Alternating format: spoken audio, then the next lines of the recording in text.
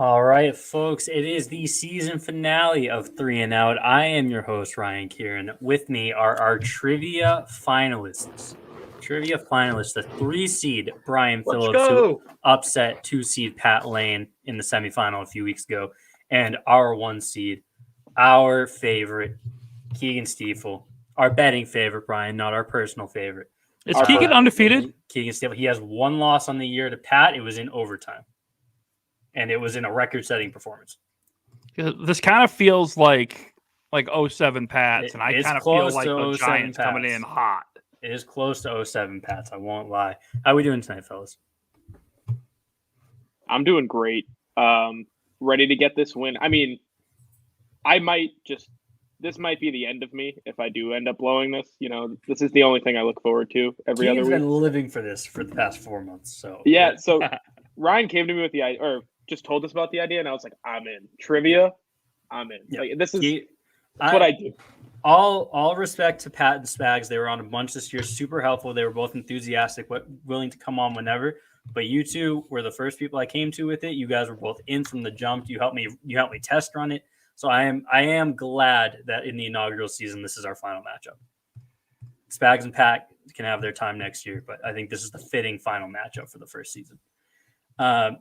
I will definitely be doing this again next year. So those of you who tuned in, Oliver, Matt, everyone in the chat who's been tuning in all year, I promise you it'll be back next year. So be ready for that. We'll have an off-season show coming. Probably try to get the mock draft show back up, and if not, I'll have something else going on this on the video. But let's get into it. We have a pack show tonight. It's probably going to be a long one. Trivia is going to be 12 questions, 12 rounds. 12 rounds, not questions. 12 rounds. We're calling it the TB12 Bowl. Gross. So we got a lot to get to. All right. Patriots, best performance of the season. Worst team of the season that they've played, but best performance of the season, 50-10 against Jacksonville. Mac Jones, 22 of 30, 227 yards, 3 touchdowns, no interceptions, no sacks, 128.1 passer rating. Christian Wilkerson got the active nod over N'Keal Harry, and had a better performance than N'Keal's ever had. 8 targets, 4 catches, 42 yards, 2 touchdowns. I know, sorry, Keagan. Just an all-around dominant day from pretty much every aspect. We spent 2 seconds on this last week, Keagan. I think we can spend about as much time recapping it. It was just start to finish domination. Yeah, they did good football, all of them. I don't think there's anybody too. You can go through a game and kind of nitpick and find bad things. Jelani Tavai, that's the only thing I can think of. Everything else, he was the worst. I tweeted it. He was the worst player on the field. He was the worst player on the field on a COVID-ravaged Jaguars team that's 2-13 now, 2-14 now. It's incredible. Shout out Matt Patricia. But other than that, they didn't just dominate. They didn't just dominate a bad team. They dominated a bad team harder than anyone's dominated that bad team all year. And that bad team has had some embarrassing losses this year. So for as much as you say, oh, it's the Jags, that was more than as encouraging as you can hope for. That was beyond. Well, let me stop you right there. Stop you right there and say it was the Jags. It was the Jags. It absolutely was. This isn't to take anything too much moving forward, but that was in a minimal upside, high downside game like this. I expected them. I said it last week. I expected them to come out and it's you got the win. I don't really feel any better about you though. 24-12 type, obnoxious, never feels close, but the scores they can't put them away type game. That's just simply didn't happen. I would posit there isn't an outcome to that game that would have impressed me, given how bad that team was. It was not an NFL team. I cannot get on board with taking away a single thing aside from Wilkerson, which was great. It was great to see. It was just cool. It was just a cool thing. And then the coolest thing about the game was probably that it preceded the Adrian Phillips contract extension. Absolutely. What's up, Oliver? Shout out Adrian Phillips. Been calling for it all year. You're just your prototypical Pats, just pummeling the middle of that cap spreadsheet, the middle of that roster. Let's get it used to be they had the most guys making $1 million a year, or had cap hits with $1 million a year. That's $1 million doesn't get you very far these days with how high the cap is. I mean, everybody's just about making somewhat close to a cap hit of $1 million. But that's what they do. They pack the middle of that mid-tier player. They get a bunch of these depth guys and a bunch of guys that play the role and do the role as good as they can and add versatility. And Adrian Phillips has had that career resurgence, man. It's totally cool. I love it. I absolutely love it. We've definitely debated on the show, and I've debated internally all season, like who is the priority between J.C. Jackson and Adrian Phillips, and just given the lack of complexity or the lower complexity level that will go into his contract, I've been saying Adrian Phillips. Like this all year should be the first deal that got done, and it was great number. What was it? 313 can go, or 312 something that can go up to 13 or 14. Yeah, it was 4 guaranteed per year. Insane. It's insane value. They got him, re-upped for half of his market value, I'd say. Like, I think the over the cap, whatever projection was like 7.5. So you got him for half of what he's worth. And what I keep going back to is, like, have they ever replaced a player and done a better job of replacing a player than they did with Patrick Chung? Like, they just got 2 Patrick Chung, and they're both better than he was, towards the end of his career. So they did a really good job in that whole situation. Yeah. Right. Anything else that we want to take away from this game, Brian? Any more Adrian Phillips contract love? No, I'm maxed out, I think. I'm pretty sure I'm maxed out. He might need a new agent. We got the bots. Coming in on the YouTube channel already. But all right, let's move on then. And we are going to preview New England versus Miami. So Miami has nothing to play for. 8-8. They're eliminated for playoff contention after their 7-game win streak. They lost last week. They are eliminated. I want to talk about Tua a little bit, but let's get to the injury report first. So for the Dolphins, John Jenkins, Emmanuel Ogbah, Devontae Parker, and Preston Williams were limited. Devontae Parker was just like a veteran rest day on injury. And Noah Agbanogany and Sheldrick Redwine are on the COVID list. For the Patriots, Kyle Duggar did not participate with a hand injury. Nelson Aguilar was back to practice limited with concussion. David Andrews had a shoulder injury. Krista Barmore, Brandon Bolden have knee injuries. Cody Davis, a wrist. Nick Folk, the same knee. Damian Harris, same hamstring. Dante Hightower has a knee injury. Jacoby Myers has a thigh. Adrian Phillips has a knee. Isaiah Wynn has a hip. They were all limited today. And Miles Bryant is on the COVID list after his good birthday game on Sunday. Let me ask you this. Thank you, Matt. What is the point of playing anybody? Because I know this is gonna bleed into the talk of what happens if this team beats. Yep. First segment is going to be playoff scenarios. You can finish in every single seed except for the 4th seed. If you win the division, you can finish. Dumb. If you win the division, you can finish 1, 2, or 3. You can't finish 4. If you are a wild card team, you can finish 5, 6, or 7 still. Why can't you finish 4? Because if you win the division, you get the tiebreaker over Cincinnati, who would have the same record as you. Okay, sure. If they win, and if they lose, they have a worse record than you, and it doesn't matter. We'll go through them all. I have them all. I have way too many. Everyone's going to end up confused. It's going to be great. Okay. Yeah. Let's get into this game though. Go ahead. Yeah, I was gonna get into it. Sorry, I cut you off. But like Miami with nothing to play for is much scarier than Miami with something to play for, because we saw last week what they play like with nothing. Like, they lost to a depleted Titans team by like 30 points. I don't know what the run was, but I think they're much closer to the 0-7 or 1-7 team that they were than the 8-8. Whatever they're coming into this game. We spent the Patriots' own 7-game win streak questioning the level of competition, and the Dolphins didn't play a team nearly as good. Well, with the exception of the Ravens, who that was the start of them falling off this injury cliff. Yeah. Outside of the Ravens, they did not play a team even close to like a Chargers or Browns level. So I think I would agree that they're much closer to like a 5-6 win team. Is Tua terrible? I don't even want to ask if Tua is good. Is Tua terrible? I think he's the epitome of an average quarterback nowadays, if that makes sense. Like, Goose is correct. We're not factoring ties into any of these outcomes, just for the record. 2021 AFC. That is technically possible if they tie. The Bills lose in Cincinnati. Bring me all the ties, baby. Bring me all the ties. Thank you, Goose. What about this? What if every single game ends in a tie this week? Then what happens? Does the NFL fold? Do they just fold the league? Yeah, I would hope so.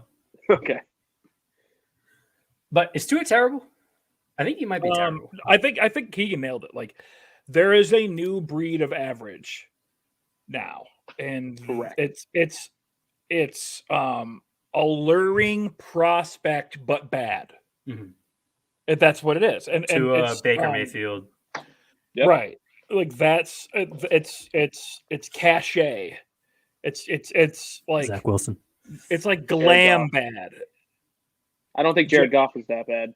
He's just he's bad. He's not that bad. Brian, Jared it's like Goff's what bad? Really bad. Brian, it's like what bad? Glam bad. Glam bad. Okay. Yeah. I thought you said lamb, like you were saying lamb. The food is bad, and I was gonna. No, lamb is delicious. Yes. Ryan, noted Greek food guy. Massive Greek food guy. I was just watching right before you guys hopped on. I was watching a video, a TikTok of this dude making this lamb pita thing that I'm absolutely making this weekend. Then you just get a little of that 5% fat Greek yogurt and some cucumber and some dill, and you can put that on everything, on literally everything. Yep. Okay. All right. Tua, terrible. But if you put Tzatziki on Tua, is he good? I think yes. Definition, yeah. The Athens Dolphins is what I like to call him. But he's bad. He's not. Some of those throws, I think Bet said it on Twitter, and it's really not hyperbole. Some of those throws that he was turfing are like high schoolers make that throw. He's down bad. I just think how are they? Are they the team that has like no first round picks after having 3 last year? They have 2. No. They have more. Yeah, they traded away. They traded one away, and then they went back up to get Waddle, and then they got the 49ers, right? Yeah, they went up. They went down with they went up with the Eagles. No. Yeah, they went down with the 49ers and then Eagles up have their pick, maybe. Yeah, they have the 49ers. They have the 49ers first. I just couldn't remember the order of operations there. They went down with the 49ers so the 49ers could get Lance, and then they went up with the Eagles so that they could get Waddle. So here's my Tua take. If they can get Kirk Cousins this offseason, I'd do it. I don't think they can upgrade anywhere else, especially through the draft, because we'll get into it later this offseason. The draft sucks. The quarterback's bad. So I'll spoil the draft. If we do bring back the mock draft show, I'm probably going to transition to more of a host role than having my own takes. But Desmond Ridder would be my guy if I had to pick a quarterback. If I had to. Not a big fan of any. But all right. Keagan, you're concerned that they have nothing to play for and it's just going to be it could be a frustrating Patriots type loss in Miami at the end of the season. Exactly. Brian Flores is that guy. Like he could get a team to play. I feel like he's like no one believes in us. Blah blah blah. Bill Belichick, Rodney Harrison. That bullshit. And my counterpoint would be: not only did you already lose to the Dolphins this year, and the Dolphins and Patriots just don't sweep each other. It was going to be a trivia question, and the last time that either of them swept is so far back, and the last time there's been 2 sweeps is so far back that it was pointless to even ask. There's been 4 sweeps since 1999. They just simply do not sweep each other. And the way you lost week 1 with that Damian Harris fumble, I don't. If they won week 1, I'd be very nervous. But with the way they lost week 1, I'm not nervous here. Yeah. So it looks like right now that pick from the 49ers is going to be in the early 20s. It's 22. Yeah. If they make the playoffs, it'll be in the early 20s. If not, it'll be the late teens. So 2 middle of the first round picks, you're not getting anything great with that at quarterback. Also, the game, I forgot, I skipped over this. The game is on Sunday at 4:25 on CBS. Noted Mac Jones slander from Keagan right off the bat.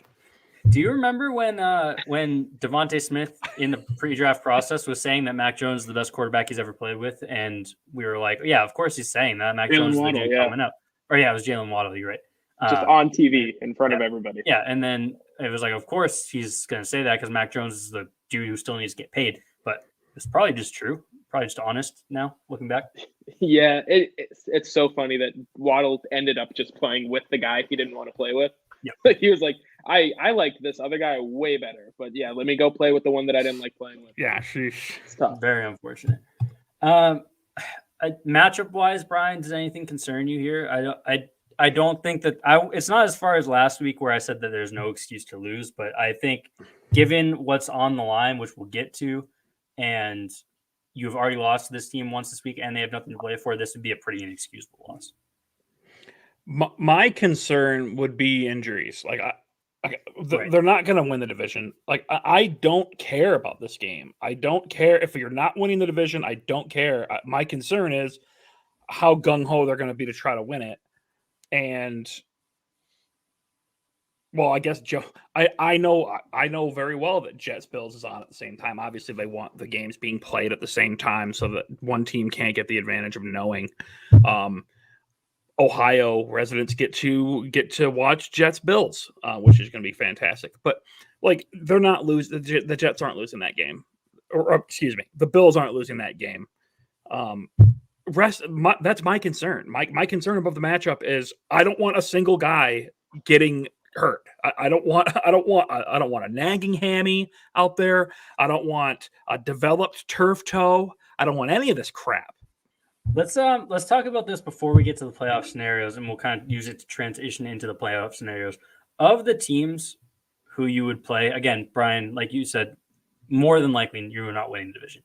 Far more than likely you're not winning the division. So of the division winning teams, which one would you be most excited about as a first round matchup?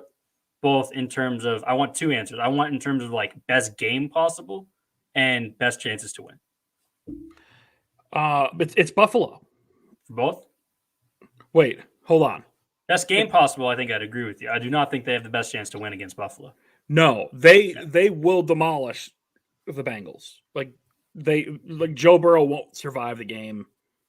They'd knock Joe Burrow out of the game. Jamar Chase versus JC would be so fun.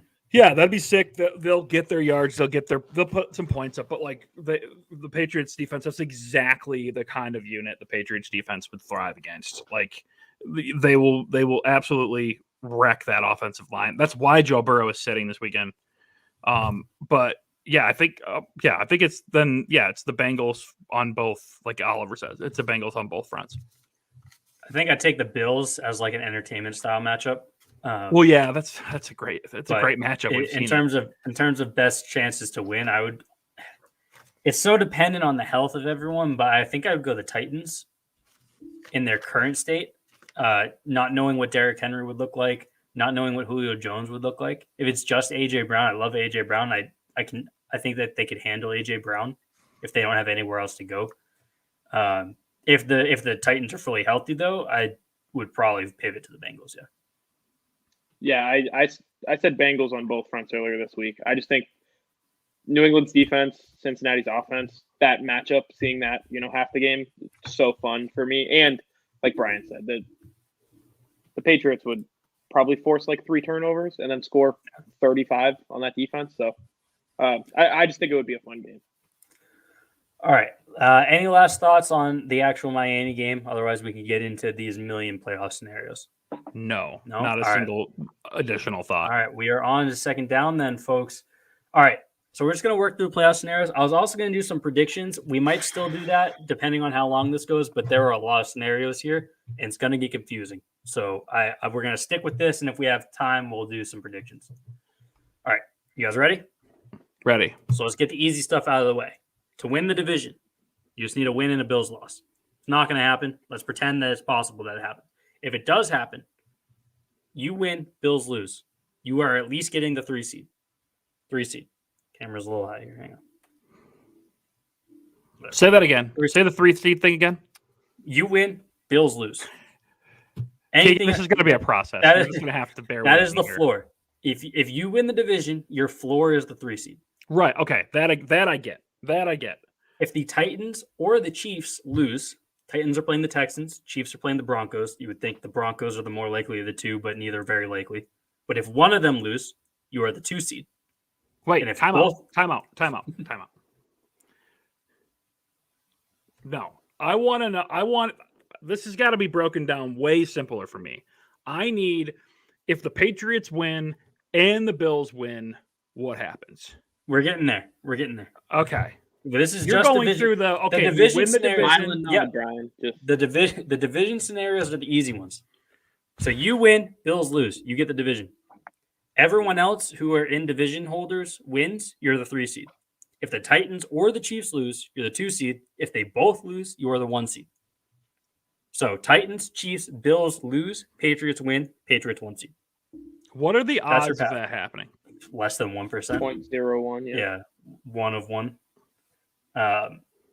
Again, Titans playing the Texans, Bills playing the Jets, Chiefs playing the Broncos. That's the only one that you would think has any shot, but it really doesn't have a shot. I mean, all 3 quarterbacks would have to get hurt in the first quarter. I think that's right. like. And if they do, then it really doesn't matter what order because they're not doing anything anyway. All right, that's the easy one. That's if you win the division. That's what you're looking at. Not going to happen. That would be a pretty crazy parlay, Goose. Throw like $2 on that. You'll at least go viral on Twitter, if nothing else. If like the first 2 happen, the conspiracy theories. Okay, so now here's the scenario where you win and the Bills win. You are the 5 seed. If you win this game, you are the 5 seed at worst. Let's assume the Bills win. You're the 5 seed. There are 3 different teams you could play as the 5 seed. If you are the 5 seed and the Bengals lose, you will play the Bengals. What? Timeout. Flag on the field again. We've been over this, I know. What's going on with that 4 seed again? The Bengals would be the 4 seed. Okay, the Bengals. 5 seed plays the 4 seed. All right. So top 4 seeds in the division winners. We're only going to have to establish that 3 more. Have we established that? This scenario is you win and the Bills win. Bills win the division. You are the 5 seed. 5 seeds, best case scenario. Yep. Can you be the 6 seed? You can. We will get there. Okay.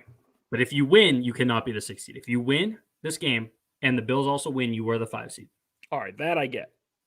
If the Bills win and the Bengals lose, the Bengals become the 4 seed, and you would play the Bengals in Cincinnati. If the Chiefs and the Bengals win, the Bills are the 4 seed, you would play Buffalo. If the Chiefs lose, but the Bengals win, the Chiefs fall to the 4 seed, and you would play the Chiefs. That is the nightmare scenario.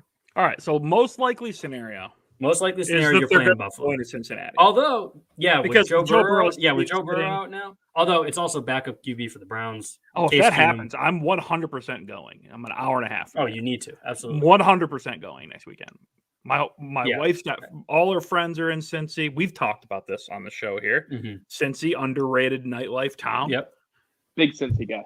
Me too. Cleveland, stinks. Very, very hilly. Very hilly in Cincy. Get your boots on. If you have faith in Case Keenum, who is arguably even better than Baker Mayfield is actually I absolutely have more faith in Case Keenum. Yeah, correct. The Bengals probably lose this game, and then you would play the Bengals. That is probably now the most likely scenario with Joe Burrow sitting. The other most likely scenario will be the Bills. I'd say it's like 59, 40, and then 1% that the Chiefs lose, but the Bengals win, and the Bills win. So that's your 5 seed scenario. Probably playing the Bengals. Could be playing the Bills. If you lose this game, you can still get the 5 seed. But the Colts and the Raiders would need to lose. Raiders playing the Chargers. Colts are playing the Jaguars. So you lose, you're probably not getting the 5 seed. So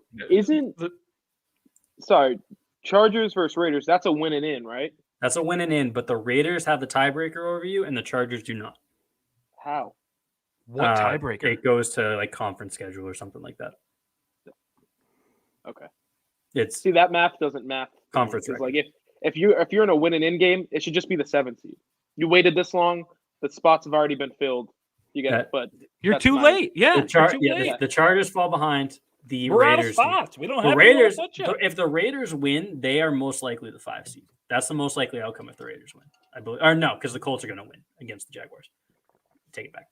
Are the Colts going to try against the Jaguars? The Colts are going to try, right? They haven't locked up playoff spots, so they have to try. They have to try. Okay. Yeah. If they lose, they're probably missing the playoffs. In fact. Okay, they're trying. Yeah. Jonathan Taylor is going to win that game. In like the first quarter. But you're the 5 seed. We already went over the 5 seed opponent scenarios. So you lose, you need the Colts and Raiders to lose as well to hang on to the 5 seed. If either of those teams win, only one of those teams win. If only one of those teams win, you are the 6 seed. So let's say Colts win, Chargers lose. Colts get the 5, you get the 6. There are a lot of scenarios here for who you would play. You guys ready? Timeout. Flag on the field again. Yeah. I thought we just said the most likely scenario is the Patriots playing Cincy. So I've been thinking about going to Cincy next weekend ever since we started talking about that. That is the most likely scenario of all of these. Okay. Why are you now telling me that teams can win and the 6 seeds in play? It's okay. What? If you lose this game, yep, and either the Colts beat the Jaguars, you lose. Okay, you lose. We are in we're in a different bracket here. Yeah, every scenario moving forward is you lose. Okay. If you lose and either the Colts beat the Jaguars, which is going to happen, or the Raiders beat the Chargers, toss up, you are the 6th seed. There are a lot of possible outcomes for who you would play here. Are you guys ready for them? Yes. So now ignore the wild card spots. You are the 6th seed. That is all we care about here. For your opponent, if the Bengals and the Chiefs win, you play the Bengals. If the Bengals, Bills, and Chiefs all lose, you also play the Bengals. Sick. Okay. If the Bengals lose, but the Bills and Chiefs win, you play the Bills. If the Titans lose and the Bengals, Bills, Chiefs all win, you play the Titans. And if the Bengals win, but the Bills and Chiefs lose, you would play the Chiefs. How little is all of this going to matter by the time 425 rolls around? Getting to the 6th seed. Oh yeah, a lot of these will already be out of play. You'll already know a lot of these because the Bengals and Titans, I believe, are 1:00 games. So a lot of these will get ruled out. And Colts. I believe the Colts are also a 1:00 game. So most likely scenario as the 6th seed is that probably that you would play the Bills if we're assuming that the Bengals lose to the Browns here. Okay. Now, if you lose, again, we're still in the you lose scenario, and the Colts and Raiders both win. So Colts beat the Jaguars, Raiders beat the Chargers. Again, Colts probably a near guarantee, Raiders a toss-up, but toss-up means it's in the realistic range of outcomes. You would be the 7th seed. Disaster. A lot of not fun matchups here. So as the 7th seed, if the Titans and Chiefs both win, you would play the Chiefs. Gross. If the Titans lose, but the Chiefs win, you would play the Titans. Titans, again, are playing the Texans. Chiefs are playing the Broncos. You would expect them both to win. So Titans and Chiefs win, you would play the Chiefs. That becomes your most likely scenario. Gross. Yeah. Titans lose and the Chiefs win, you would play the Titans. Again, depending on their health, that can be easy or very difficult. If the Chiefs and Bills win, but the Titans and Bengals lose, you would play the Titans. If the Chiefs and Titans lose, but the Bengals win, you would play the Titans. If the Titans or the Chiefs lose and the Bengals win, you would play the Bengals. And if the Titans and Bills win, but the Chiefs and Bengals lose, you would play the Bills. I want to know about the ties. What happens with ties? That's what I'm trying to figure out. There's simply no way. Yes. There's simply no way. I will promise, Ali, yep, there will absolutely be Patriots draft content on the channel. We did a mock draft show weekly last year, Keegan, me, and Spags.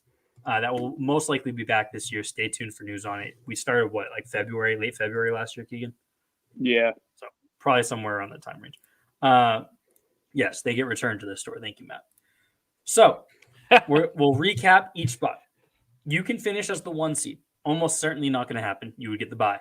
You can finish as the 2 seed. You would likely play the Chargers or the Ravens or the Steelers.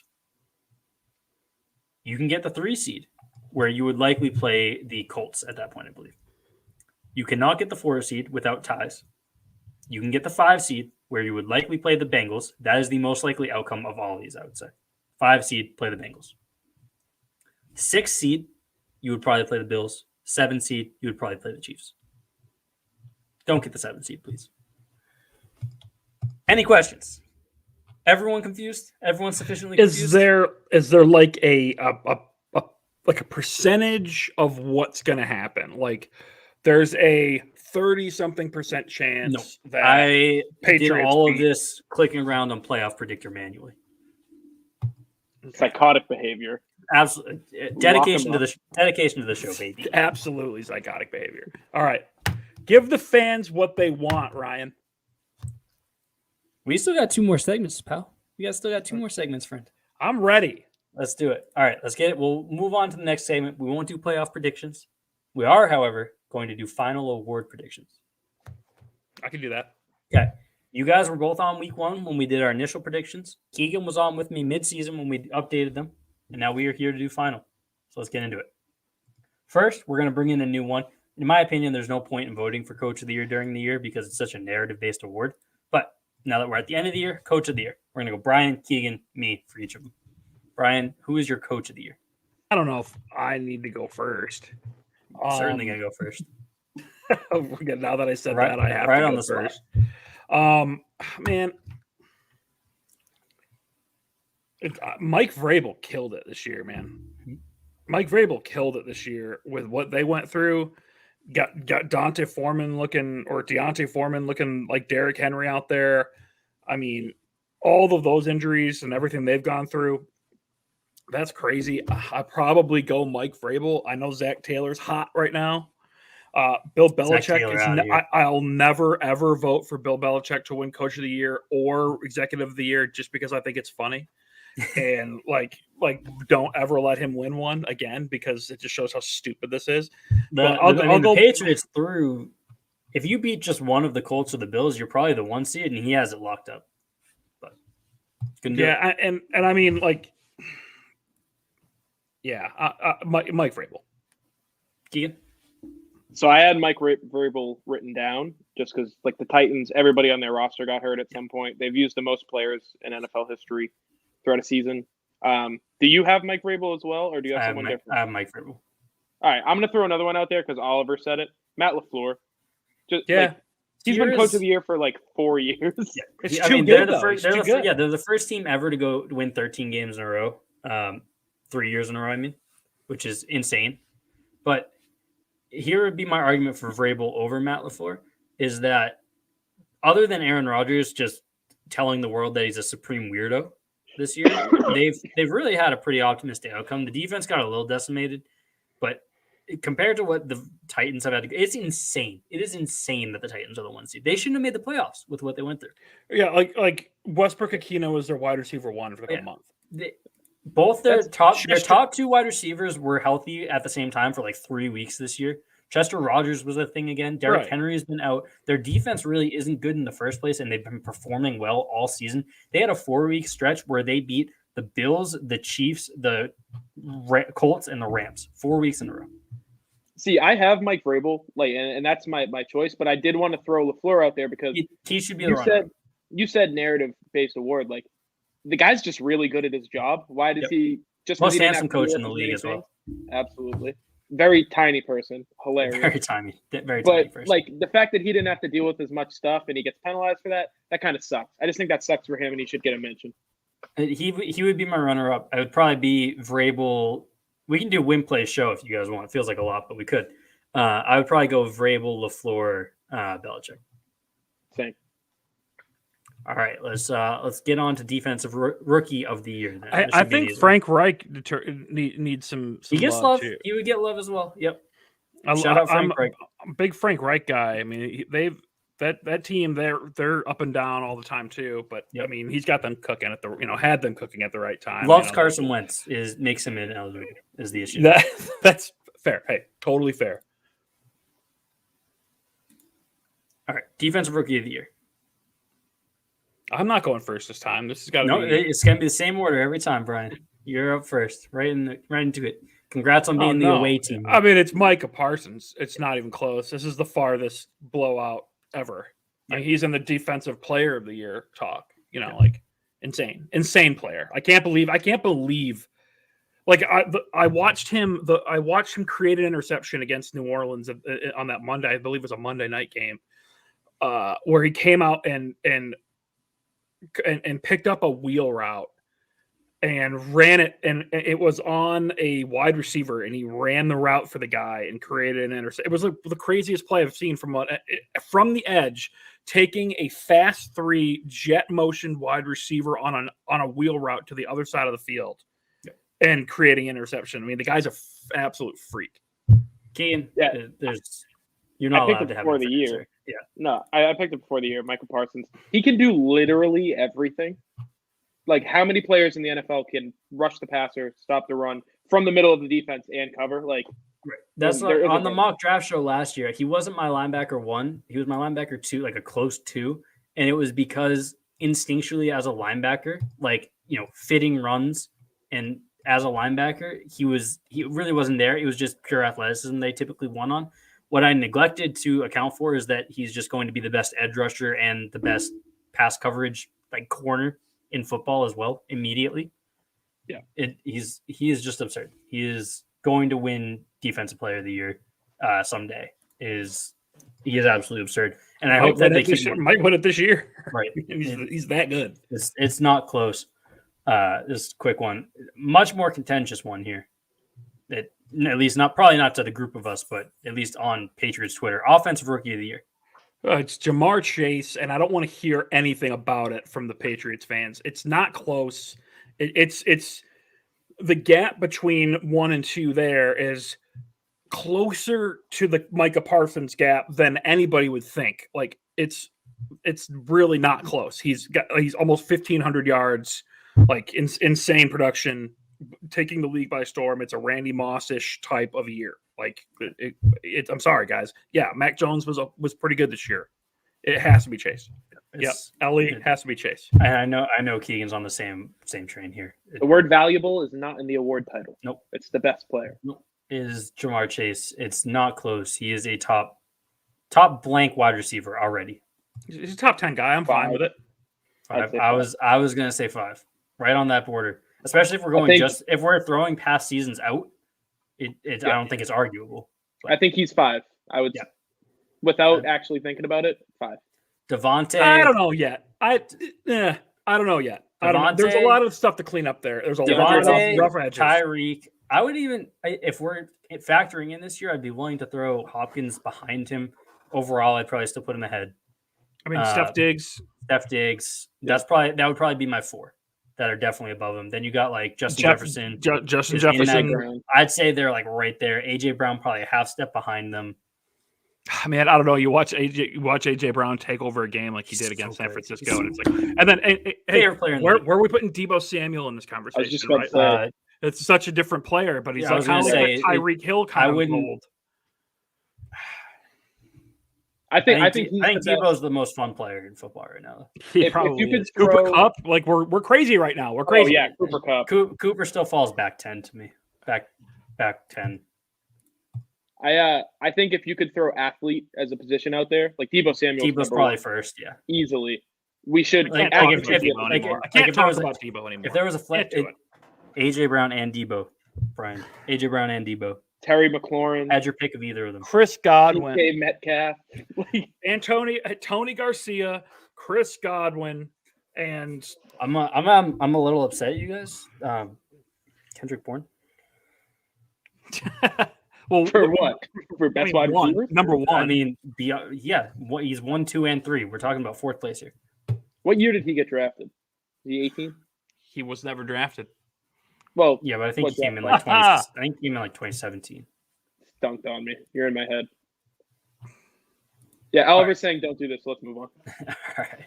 Patriots Defensive Player of the Year. So far, to recap, for Defensive Rookie of the Year, I initially had J.C. Horn. My midseason update was Micah, and now it's Micah. For Offensive Rookie of the Year, I initially had Trevor Lawrence, as everyone should have, and then it became Jamar, and it is still Jamar. Patriots Defensive Player of the Year, Brian. Doesn't have to be most valuable. Patriots, you can be if that's how you want to define it. That's Matt Judon, man. Matt Judon wrecked this year. I mean, wrecked. Changed the dynamic of this defense entirely. Yeah, it's Judon. He changed valuable and good. Like, like all of it. Changed the way they can do things. they couldn't do half the stuff they've been doing this year without an elite edge rusher. So yep, Matt Judon. Matt Judon was my initial pick. He was my second pick. He's my third pick. If we have an honorable mention here, I'd throw out Adrian Phillips and Kyle Duggar. Adrian Phillips. I was going to say Adrian Phillips. I mean, Kyle Duggar's coming on more now, but Duggar was, man, I'm watching that year 2 jump for him in coverage. Gets me just man. I'm hitting send on that jersey. Mm-hmm. I invented Kyle Duggar. We like to gloss over it. That's fair. That's fair. I believe you did. Yeah. He is incredible. I would say Duggar, or if you have a next jersey purchase, any of you lined up, you have 3 options. It's Judon, it's Duggar, and it's Christian Barmore. I'd say 4 because I would respect the hell out of an Adrian Phillips jersey too. But those are your 4 That's options. actually a really good call for me. I might do that. You need to. Just because it works. Yeah. But then I kind of look like a dick. Did you really get a Phillips? Okay, yeah. Have to. All right. Patriots Offensive Player of the Year. There we go. God, I don't want to. I wanted to get cheesy and say hard. Like Shaq Mason, but because it honestly might be Shaq Mason, but I mean Damian Harris was a stud all year long. Stud. He's their best running back, by the way. I know Ramondre. I know he's hot right now. I know he's sexy. I know he's so good, but the best running back on this team right now is Damian Harris. And running the football? Yeah, running the football. I'd agree with you. It's all around? All around, are we saying Ramondre or Damian? No, it's probably Ramondre, okay. Right? Okay. But like we're good. Vision, efficiency, nasty. He cuts so well for someone his size. It is absurd. Man. And when he cuts, it's like the power stays with it. Yep. Oh yeah. You know? Yep. I mean, a killer year, man. What does he have? Like 40 touchdowns this year? Yeah, it's 42 actually. Yeah. Damian Harris. Keagan. So I did get cute. I have Shaq Mason. Yeah. Let's go. So I didn't want to pick any of the guys who have like produced, crazy, but I was looking at Jacoby Myers and I was like, wow, he does his job better than maybe anybody else. Like his role. No, Brian, for what he's done for the Patriots, yeah. You want him to. Kendrick Bourne has the same yardage with half the targets. I know, but who does rookie Mac Jones when he needs somebody to go to? Who does he go to? Who bails him out? A guy with a mid-tier catch radius who doesn't do shit in traffic and has no yak. It's cool, man. Awesome. Let's do this. I love it. I know it's fun. I love him. He's a great guy. He's a cool cat, but he's not very good. I know. So. But I did go with Shaq Mason. Shaq Mason's been the best player on their offense. He can do – I mean, they lost Joe Thuney, and then he just became as good as Joe Thuney was last year. And, didn't miss any games, hasn't been hurt, which is something that's hampered him the past few years. Shaq Mason, best player on the offense. I initially just had offensive line written in here, and then I didn't want to be that dick that took a unit as a player of the year. Yeah, but I can't pick any individual lineman for that. I went with Damian Harris. This was the hardest one for me. I went Damian Harris. He was my initial pick and my midseason pick, so it didn't change. But I mean, Ramondre coming on kind of makes him a little bit more expendable. But then you look, I don't think there's a clear player of the year at like wide receiver or tight end. It would be can make a case for Hunter Henry, can make a case Kendrick Bourne, can make a case for Jacoby, can make a case for Mac. I don't think it's a particularly great case. But I ended up leaning on. I'll make the ultimate cuteness take is Jakob Johnson. Love it. Yep, we can give it to Jakob. I'm good with that. All right, Defensive Player of the Year. Do we have an honorable mention here too? Offensive Player of the Year. I'd throw Kendrick Bourne out, of course. Hunter Henry's been really good. Hunter Henry's been the red zone threat, man. I need to address it, Oliver. I wanted to. I tried like hell to make it happen.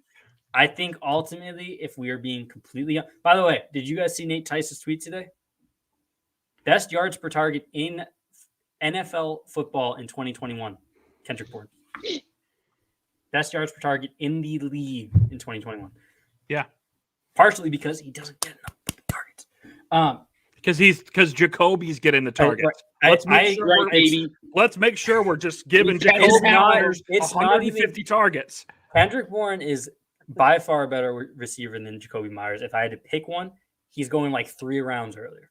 I do think if you were going to pick a wide receiver as the Patriots 2021 Offensive Player of the Year, it probably has to be Jacoby, though. So I chose not to do that, and I chose to go with Damian Pierce. Defensive Player of the Year. Defensive Player of the Year. Aaron Donald. Every year. Should be. Won't be. For the end of time. It won't be, but that's my pick. It's Aaron Donald, man. Aaron Donald is Aaron Donald. Yeah. He's all the numbers are still there. Everything is still there with him. When there is no dip with him, he is the best player in football at any position. Did you see the pass rush win rate across from double team percentage? Yes, graphic where there's an entire box. Dumb. You have to expand the parameters of the chart. Yeah, he's out here. To extend the chart to arbitrary numbers to get him on there, so you're not cropped. Yeah, it's Aaron Donald. It should be Aaron Donald. It won't be Keagan. Yeah, I would pick Aaron Donald every year as well, but I didn't at the beginning of the year. I changed up in the middle of the year, but he's come on so strong at the end of the year. TJ Watt. I hope he breaks the record, and then everybody's going to be like, "Oh, he played one extra game." And then I'm going to be like, oh, no, he didn't. He played one less game, idiot. And I'm going to dunk on all of them. So here's my deal with Watt. There are a lot of low-quality sacks in there. A lot of them. And he's been hurt. He's been clearly hurt all year. That's what's even crazier, I guess. The Watts are also very lame. He's been hurt all year. The Watts are also very lame, and the Steelers are lame, and I do not want him to have the record. The Steelers are lame, man. It hurts how cool of a player he is. Like, because he plays the best edge rusher, like sacking quarterbacks. That's awesome. But he's the worst. Him and his brother, like they're Captain America. It's gross. Mm-hmm. Team Iron Man. It is gross. I initially had Matt Judon. It was a great take. He ended up losing a little bit of steam there the last few weeks of the season. But he was top 3 up until like week 12. Then I have Myles Garrett at our midseason update, and I am also going to go with TJ Watt because if he's even sniffing that record, it's going to voters love the Watts. It's just going to be locked up. They were dying to give it to him last year. He arguably should have won it last year, didn't win it last year. He's going to win it. I don't think that there's any other possible outcome here than TJ Watt wins this award.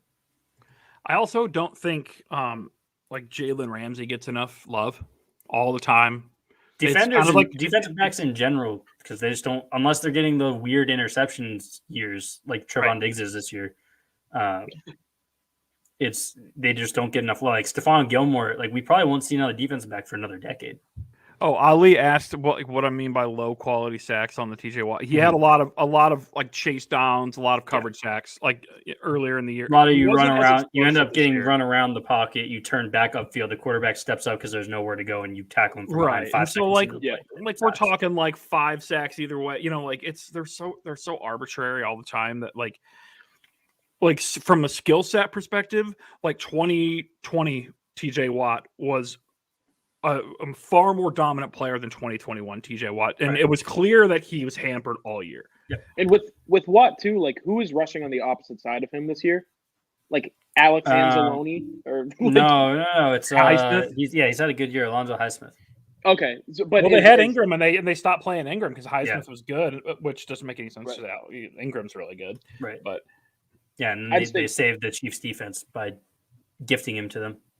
Yeah, I just think he has a better case of helping his team more than another guy who's on a team with like 3 other Pro Bowlers on the defense, you know? Yeah, that's fair. All right, MVP.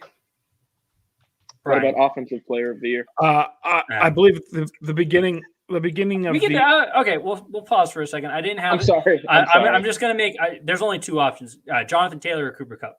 Offensive Player of the Year for you. Kupp. I'll go Cooper Kupp. He's I'd insane. go Jonathan Taylor. Running backs are cool. Insane year. Okay, MVP. I picked Aaron Rodgers at the beginning of the year because I knew that the beginning of the year, Aaron Rodgers. Remember the good press conferences, like with a good drama with him, with the organization. Yeah, I mean it was unbelievable. The candid nature of those press conferences were unbelievable. And then so I was like, okay, after start giving feet picks away for free. Well, remember. That is when I picked him for MVP, and then I said it's going to be Aaron Rodgers over Tom Brady in the Super Bowl. You didn't say that. You did say that. That was a fact. You absolutely said Packers over the Bucks in the Super Bowl. Stick by it. Okay. So Aaron Rodgers, Brian? Yeah, I mean, yeah. Aaron Rodgers. It's insane. So I got to get something off my chest. The people who are like, oh, Tom Brady. Oh, he's the best. I hate those people. Oh, no. Tom Brady's not right now. Yeah, I'm sorry. Tom Brady won 6 Super Bowls for the Patriots. That's awesome. Get off of him, please. Just relax with it a little bit. Like, yeah, he's kind of a weirdo, guys. He's like, he is a weirdo. Be horrible to hang out with. He is a weirdo with an elite social media team, though. Yes. So I hate that, but Tom Brady's my MVP. But see, like, having an elite social media team makes you a fucking weirdo. Mm-hmm. Exactly. Yes. Absolutely. Like he'd be miserable to hang out with. I'm gonna get canceled if I keep talking. So well, I tweeted it the other day. Like, he's gonna win the Super Bowl this year with Cyril Grayson and Le'Veon Bell and Cameron Brate catching probably 2 touchdowns in the Super Bowl, and like it's going to create a black hole that the Earth will be sucked into, and we will all die. Imagine if he gets the 3 and 4 years. Same thing with the Bucks, though. I can't. I'd rather talk about missing on AJ Brown and Deebo Samuel. Okay. My MVP is Aaron Rodgers. Well, more of a prediction. I think it will be Aaron Rodgers. I think that there's like 4 quarterbacks that you could give it to, and I'd say okay, probably Rodgers, Brady, Josh Allen. I guess there's 3, but not Josh Allen. No. Hey, you know what I don't get? Patrick Mahomes needs more love for this MVP. I mean, I don't want to Aaron Donald Patrick Mahomes. That's very I mean, he had a lot of bad interceptions as far as like stupid dropped interceptions and like tip balls and stuff. And I mean, he's leading the best team in the AFC. And the numbers aren't Pat Mahomes numbers, but I mean they're still really good. Josh Allen, by the way, Keegan, is the Bills' entire running game, and also has had like 3 of the best games of his life, like perfect games when the Bills have needed wins. So he wouldn't be my pick. I would understand if they gave it to him. I don't know if the fatigue has caught up to them faster than Pat Mahomes, and it's partly due to like the NFL pushed him as the face of the league like 2 weeks into his career, and like everybody, but. It took 2 years, and everybody's like, I'm kind of sick of Patrick Mahomes. Secondary issue is Jackson Mahomes, by the way. Everybody around him sucks. So that's true. His dad's kind of a dick, too. I don't know if you've ever seen him talk. Yeah, he seems like such a cool dude to hang out with. Absolutely. Patrick Mahomes is like, I think Joe Burrow is the number 1 would want to hang out with quarterback in the league right now. But Mahomes is probably like top 3. Code switch king, Joe Burrow. Mm-hmm. That man one of the best pictures. That the first picture in that tweet where he has the shirt with all of his receivers on it. Beanie, incredible. Love Joe Burrow. Love Joe Burrow. I was a lifetime LSU fan for like 6 months because of Joe Burrow. We were all worried about Manning filtering out Brady, Breeze, Roethlisberger, these guys, Rivers filtering out of the league, and who's going to fill the void? And now we have Pat Mahomes, Justin Herbert, Josh Allen. Justin Herbert seems cool too. Yeah, it's insane, this influx. Joe Burrow, Dak Prescott, like all of these, like Dak's not super young. Jalen Hurts is still sick. I don't care. I don't care if he never plays another, starts another game at quarterback again. He's sick. Ollie, I don't think the media is going to start doing it, but fans absolutely do it. I see so much like Joe Burrow top 5 quarterback talk right now, like as if it's a fact, not like debating it. It's not like hot take. It's like you don't have Joe Burrow in the top 5. What are you talking? Like Joe Burrow over Lamar Jackson is just an accepted take right now. It's insane to me. Love Joe Burrow. So prisoner of the moment, just absolutely locked in. Yeah. If this is true. Ryan. Is there a good? Oh, I forgot Kyler Murray too. Kyler Murray's also in this conversation. Kyler's like the one young quarterback who isn't in the AFC, and he's probably the worst of them. Not like as a slight to him, But and then there's Tua Tagovailoa. It's like, oh. You know what? We should just start rating quarterbacks in the draft on how cool they are, because it just seems to work out. I think I've said it on Twitter before. Judging quarterbacks in the draft is low key. People talk about it as if it's so complicated. It is very easy to see quarterbacks who have a chance at being good or not. I say this as someone who was fully out in Justin Herbert. I blame Oregon, not me. But generally, it is very easy to see. If you don't go into it overthinking, you can figure out if a quarterback's going to have a chance at being good or not in like a half a game. Yeah. You give it a few more just to make sure it's not an outlier. Zach Wilson would be tough in that retrospect, but he there is the BYU. This is the BYU factor. You wouldn't be. If you watch the wrong game, it's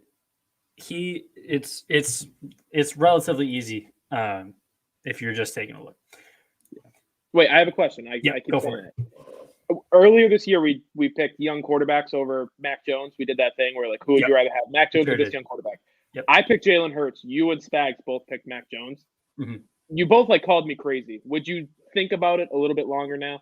No, after a half a year. I haven't bought in on Jalen Hurts long term yet. Disrespect. I love him. I love him. I love Jalen Hurts the person. I haven't bought in long term yet. Bill Belichick would never let him play. Ever. He'd never let him see if he's not ready. He's not ready. He's not ready. He's not ready. He would never let him play. All right. Let's we still got one more segment after this, so let's get moving here. Super Bowl matchup. What is your Super Bowl matchup? Don't give me your winner. Just your matchup. I already implicitly told you my Super Bowl matchup. You did say Packers Bucks. It's gonna be Packers Chiefs then. And it's good. You know, it's boring. It sucks. Me and Brian have had the same thing. It's Packers Chiefs for me. Like across. Keagan, you did have Rams initially. I did. So let's talk about it. I had Matt Stafford win an MVP. I had them winning the Super Bowl. That roster is good enough to win a Super Bowl. Looked great for about 10 weeks. Yeah. You said it earlier before we got on. Matt Stafford got COVID brain and lost his mind. Now he's not an MVP. I think Sean McVay's a bad coach. I think I'm ready to say it. Wow. You should win every game with that roster. That guy stinks. He's so annoying, and he thinks he's smarter than everybody. I think he outthinks himself consistently. I was on Sean McVay when he was like an offensive assistant for Washington, so I will never abandon him. But no, then he's got Matt Stafford as the perfect Sean McVay quarterback. Then I mean, just like galaxy brains himself into things, and it's just like, what are you doing? The Rams are definitely the team that now that you've got the injuries and everything to Chris Godwin and everybody's hampered over there in Tampa Bay. I mean, Tampa Bay could still give people problems, but it's going to probably be Aaron Rodgers. I mean, it would be a sweet Super Bowl, really cool, fun Super Bowl. Aaron Rodgers, Pat Mahomes. I have the same pick that I've made all year, and the NFC version of it is probably being stubborn on my part. But I'm sticking with Chiefs Cowboys. That's aggressive. Aggressive. I like it. I'm also I'd be really nervous if I was any AFC team not named the Bills and I was playing the Bills. I'll say this: if you've ever met a Cowboys fan, your brain won't let you pick them to win a playoff game, just because it's so funny watching them think they're going to win the Super Bowl every year. And they just can't even win a playoff game. The joke is like, Yankees, Cowboys, Lakers fan, but they are the same type of fans. I lived amongst them. Hey, there's always Duke basketball. Yeah. There's always Duke basketball. That's true. And Alabama football. Shout out Trill Ballins. I mean, next segment. We got the Cowboys are probably like the fourth best team in the NFC right now, but I think that there's like 5 out of the NFC that wouldn't surprise. 6 out of the NFC that wouldn't surprise. Probably 5 that wouldn't surprise if they made it. Do we have? I think there's 2 in the AFC. Do we have any doubt that the Cardinals are going to go to the NFC Championship game and lose? Because I feel like that they're just going to go. That's what they do when they make the playoffs. So yeah. Right. Yeah. All right. Super Bowl winner. Packers. Yeah. The Buffalo Bills. As you picked the Chiefs to make the Super Bowl. I convinced myself over the last 45 seconds it's the Buffalo Bills. It's the Chiefs. That's been my pick all year. Sticking with it. It's probably the fucking Chiefs. It's the Chiefs. Melvin Ingram saved their defense. They figured out how to handle cover 2. It's the Chiefs. It's done. All right. Off-season wish list. This can be a quick one. Just a little peek ahead. We're not taking the show into the postseason. It won't carry into the offseason. We'll have an offseason show, but just a little look ahead here. What are your top 3 things on your offseason wish list? We can go all 3 at once just to make this a little quicker. Wide receivers. All of them, all the good ones. All the good ones. All the good pass catchers. Yep. Everywhere. Yep. Bring them all to Mac. Is that your 1, 2, and 3? No. They're going to need corners. They've got to restock the cabinet there. And then just keep drafting tackles until your face falls off. Keep 5 offensive tackle, offensive line. I'm in. Yes. I'm a big draft to build your team. Don't do it through free agency, which is the opposite of what they did this year, and it kind of worked for him. But still, I'm a draft guy. So all 3 of mine are draft. Draft Chris Olave. I think canceled. He's canceled. He's canceled. No. He's done. He's canceled. I have 3 draft takes this year. If I have to bet on a quarterback, it's Desmond Ridder. Chris Olave is canceled, and Nakobe Dean's the best player in the draft. Those are my 3 draft takes. That Nakobe Dean one is outrageous. He is so good. He is so good. Chris Olave is my thing. It's who I am as a person. Is Chris Olave. You cannot choose to go back. You cannot be a first-round pick before you're eligible. Choose to go back to school, get outplayed by your other wide receiver, and then also not make the college football playoffs. Cancel. He got outplayed by the best receiver in the program's history, who's going to be going back next year. And the Garrett Wilson, the best wide receiver I've ever seen in my life. That's just a fact. He's really good, man. Let me say my piece. Cancel. I watched every single Ohio State game this year. He occupies half of the field and takes 3 defenders away from everybody else. Garrett Wilson's great. Garrett Wilson's really good.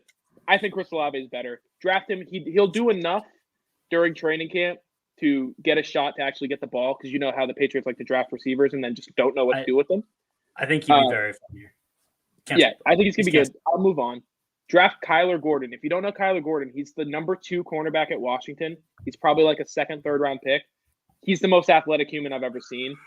He's everything that they don't draft in corners, but they pick up as undrafted free agents, if that makes sense. That's a really good football name. Mm-hmm. Kyler Gordon. He sounds like a NASCAR driver. He does not look like a NASCAR driver. It's a little bit Kyler. Yeah. Here comes Kyler. Come on. He's great. Washington corners, they work out. They probably won't play corner. They'll probably play safety, but they're going to be good. And then my last one's draft Max Borghi. It's the past 10 years, Max Borghi's been a Patriot. He's just been wearing a Washington State uniform. Mm-hmm. I think he'll be the perfect 3rd down back eventually to replace James White.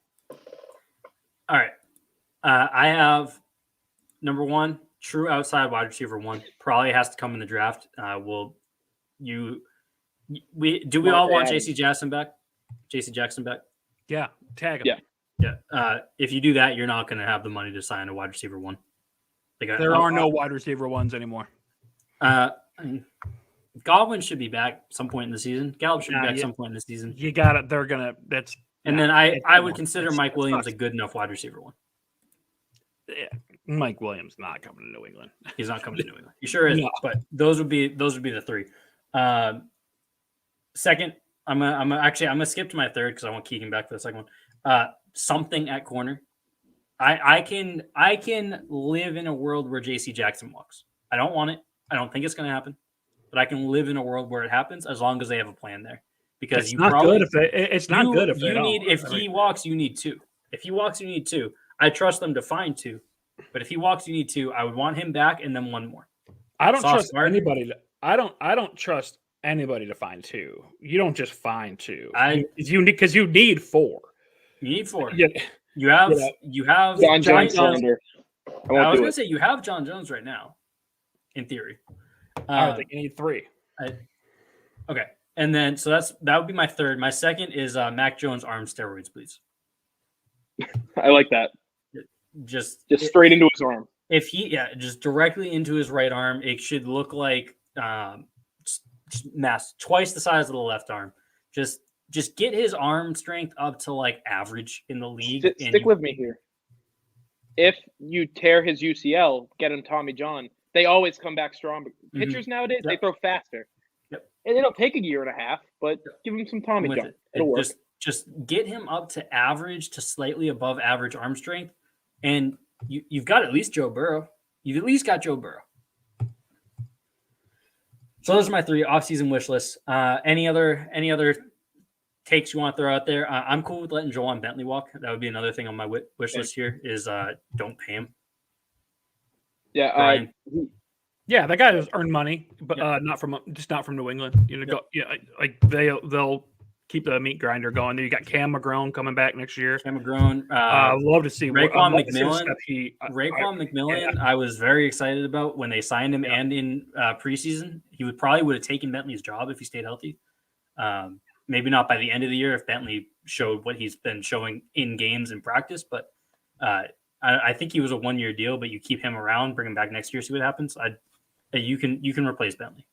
Raekwon McMillan truck sticked Trent Brown at training camp. I saw it live with my own eyes. It was awesome. Yeah, Bentley to Miami feels like a near lock. All right, any final takes before we get into trivia here? No. Nope. All right, folks, it is time. We are in the first ever trivia finals. First ever. We are in the TB12 Bowl. Keegan's least favorite player in Patriots history, Tom Brady. Fact. So for those of you who might be new to the show, all year we've been doing trivia at the end of every show. It's the Pick 6 trivia competition, 6 rounds. We've been keeping track of standings. Keegan was the 1 seed, only 1 loss all year. Brian was the 3 seed. Keegan beat Spags in the first round. Brian beat Pat in the first round. They've earned their spot here in the tournament. In the finals, it is not 6 rounds. It is 12 rounds. 12 rounds. Plenty of time to go. We're doubling it up. It is the TB12 Bowl. There's 1 question for each person per round. They'll have 30 seconds to answer. If they get it right, they get a point. If they get it wrong, their opponent can steal, and they would get a point. At the end of the 12 rounds, whoever has the most points is our champion, folks. There's a tie. It will go. We have a tiebreaker lined up. Keegan, you are the home team, higher seed or lower seed. So you get to pick. Would you like to go first or second? Second. I'd like to go second, so the order is going to stay as is. Brian. Let's do it. All right. Round 1, as always, is the matchup. New England versus Miami. Brian, to get yourself on the board, 30 seconds when I finish reading the question. Since the merger, 2 2000s era running backs have rushed for 156 yards against the Dolphins, which is the most in a single game for the Patriots against Miami. Which of the 2 did it more recently? They both ran for the exact amount. Exact same amount. Made this question very annoying. Yep. Wait, hold on. Timeout. Give me extend my time. Since the merger, so there's 2 running backs. The most rushing yards for a Patriots running back in a single game against Miami is 156. Since the merger and then 2000s eras. Well, because technically, if it's not since the merger, there's a different answer. But I didn't want to give you a 1960s question.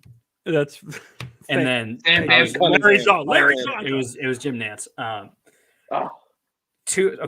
So the most rushing yards against Miami for the Patriots is 156. 2 running backs have done it. I'm asking you for the more recent of the 2.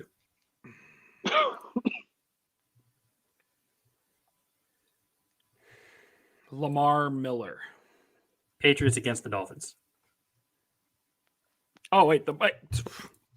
He played for the Patriots. That's final answer. I want it. Wait, the Patriots running back ran against the Dolphins. Okay. God damn it. You have 15 seconds. I'm not resetting your time this time. Lamar Miller's still on the table. Stephen Ridley, final answer. That is incorrect. Keegan for the steal. I don't think Stephen Ridley is a 2000s era running back. He was drafted after 10, I believe. Wait, so the aughts? Ryan's killing it right now. You're killing me with this time frame thing. You got to be mixing. I was making it easier for you. I know exactly 3 2000s era running backs off the top of my head. I'm going to pick the worst one, Lawrence Maroney. Final answer? Yeah. It's Lawrence Maroney, folks. Yeah. It was I already forget who the other one. I think it was Corey Dillon. Terrible. See, I knew Corey Dillon, Kevin Falk, and Lawrence Maroney. I knew it wasn't Kevin Falk. It was either Corey Dillon or Antoine Smith. Forget which one. I didn't write it down. It was Lawrence Maroney. That is tough because I believe the second question here is a little bit easier, but we'll see. All right, Keegan, to sweep the first category here, get yourself off to a nice 2-0 lead. Since the merger, 2 Patriots players have scored 3 touchdowns against Miami. Who did it most recently? I know one off rip. It's a long time ago.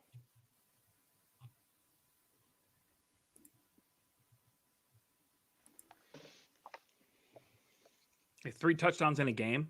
Yes. In their Patriot career, 3 touchdowns. That's a terrible trivia question. Also, make sure you guys are in private chat. Yes. Yeah. And the answer in 5, 4. Randy Moss, final answer. It's 2-0 for Keegan. It's Randy Yeah, Moss. that's such Brian, an easy one. It was an easier one, which is why I knew it immediately. It hurts even more that Keegan stole it. Brian, do you know who the other 3 touchdown game against Miami was? LeGarrette Blount. Chris Martin. Wes Welker. Chris Martin. Ooh. Oh. Sometimes I write these and I hope that one of you ends up getting, like, one makes more sense to give to one of you and one makes more sense to give to the other. So it sucks. Those were ones where it was a little more swapped there. I think Brian would have had a better time with the other one. But, all right. 2-0 lead. Again, 12 rounds. Long game here. Long game. Brian's not out of it by any means. 6 rounds, it can get late quick. It's not going to happen here. Round 2 is movies. Keegan, you are up 2-0. Brian, this is for you to get on the board. Movies. This is great. This is going to go well. I think these are attainable. They're both terrible. If you go to my IMDb page, it would say I'm known for Blue Valentine, La La Land, Blade Runner 2049, and Drive. Who am I? Ryan Gosling. Final answer. Ryan Gosling. See, you guys are sitting here panicking over movies. You didn't even need to think about it. Yeah, it's a fake movie. I've never heard of that. I've never heard of that movie in my life. I know it because Ryan Gosling. I haven't seen it, but I know it because Ryan Gosling's probably my favorite actor, and that's like never seen Blade Runners. I also haven't seen Blade Runner, but I knew he's in Drive. I haven't seen any of those movies. La La Land rules. Drive is one that I wouldn't necessarily recommend to everyone, but I personally like a lot. It's kind of one of those you love it or you hate it movies, like Nightcrawler. If you guys have seen Nightcrawler. Oh, that's a great movie. If you like Nightcrawler, you'd probably like Drive. See, like Ben, Drive was so bad, I wouldn't disagree with you. Like I won't. If you say you don't like it, I completely get why you wouldn't like it. Nightcrawler's people say that's bad. No, but it's a weird movie where people who I think it's more for which is kind of weird that you like. I think it's more for people who are like super into movies, like Nightcrawler. That's a great movie. It's a very. He's such a weirdo. Oh, I love Jake Gyllenhaal. Okay, so question number 2. If you go to that was the same question. If you go to my IMDb page, it would say I'm known for Nightcrawler, Brokeback Mountain, Donnie Darko, Prisoners. It's Jake Gyllenhaal. I beefed that one up a little bit, but apparently Keegan would have known it. I love Jake Gyllenhaal. That's my favorite actor. All right, cool. Whoa! I forgot that. Come out. That. Oh, that's unfortunate. That's tough. That's tough. All right, here we. Oh, my bad. That's down 3-1. Here we go. Game's under protest. Oh, big time. Went to college. Night Train. I agree that those were so easy. These are not. If you don't ask these guys sports questions, they do not know it generally. So I try to keep the non-sports questions very. Yeah. These are sports exclusive guys. And I'm a Jake Gyllenhaal guy. Not great with the sports questions either. I appreciate that you like Nightcrawler, so I didn't have to feel bad that that ended up popping up right there. You would have gotten it anyway. All right, round 3, Dolphins. Still a 2-point lead for Keegan. You guys split that category. You each got your own question. Brian, who is the Dolphins' active career leader in receiving yards?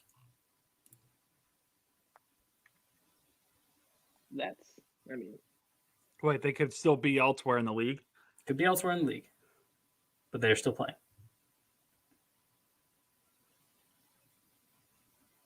Is it? Never mind. Active is defined as was on a roster this year. The answer in 5. Devontae Parker? I'm going to need to take it. That is correct. It's Devontae Parker. Yes. So that's yards as a Dolphin, right? Not throughout the career. Yes, yards as a Dolphin. Correct. Okay. Right. I was going to say Jarvis Landry probably has more, right? Right. In his career. Those are the top 2, and I think Kenny Stills is 3rd. They're all relatively close as Dolphins. All right, Keegan, 3-2 game to keep your 2-point lead. Who is the Dolphins' active career leader in interceptions? Same rules apply? Yep. Xavier Howard, final answer. That is correct. It's Xavier Howard. 4-2. 3 rounds in. This would normally be the halfway point. It is only the quarter mark here. It is 4-2. We got some comments in the chat. Yep, we got a couple Jarvis Landry questions there. We got a Rashad Jones, which I believe is 2nd. Team Crazy Matt says he's doing terribly. All right. Sports. Stephen Howard had like 13 last year, didn't he? Yeah, he had a ton. It was. I thought that was a relatively easy one. The Dolphins are another tough team because like their good players are just so far above everyone else. It's hard to kind of like balance their questions. Right. All right. Sports math is round 4.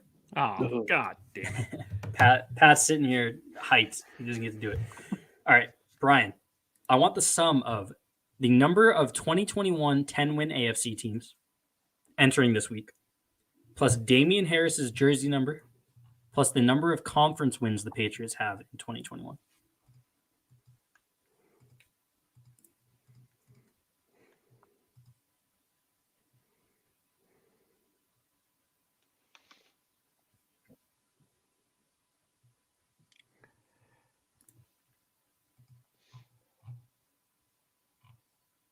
You have 10 seconds.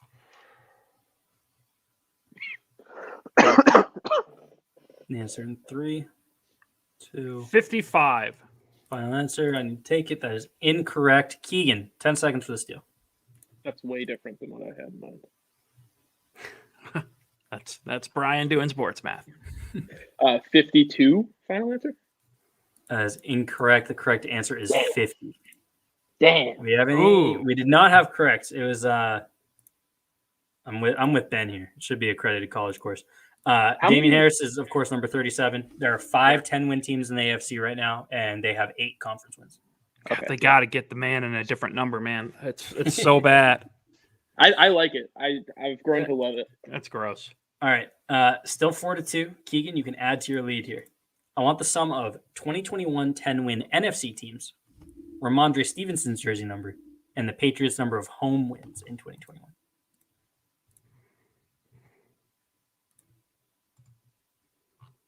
Oh, shit. 47.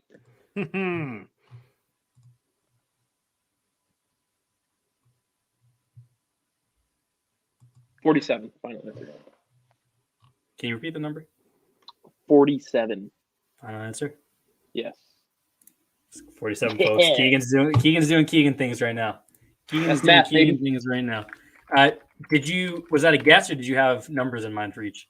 No, I had numbers. I had to count. That's all right.